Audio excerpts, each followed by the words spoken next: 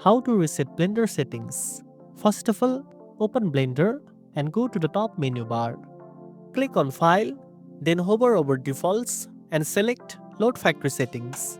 This will reset Blender's interface, preferences, and other settings back to their original state as when you first installed Blender.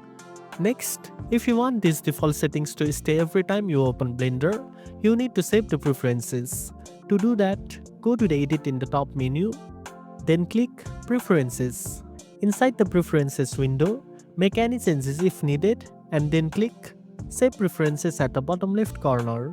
This ensures Blender uses the reset settings as the new default. Keep in mind that using Load Factory settings resets not only your preferences but also other custom settings like Workspace layouts and add-ons. So if you want to keep some of your custom setups, be careful before resetting everything.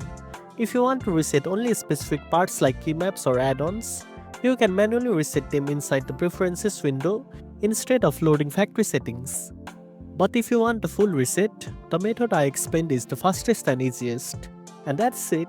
Now you know how to reset Blender settings. If you found this video helpful, don't forget to like, share, and subscribe for more tech tips. Thanks for watching, and I'll see you in the next one.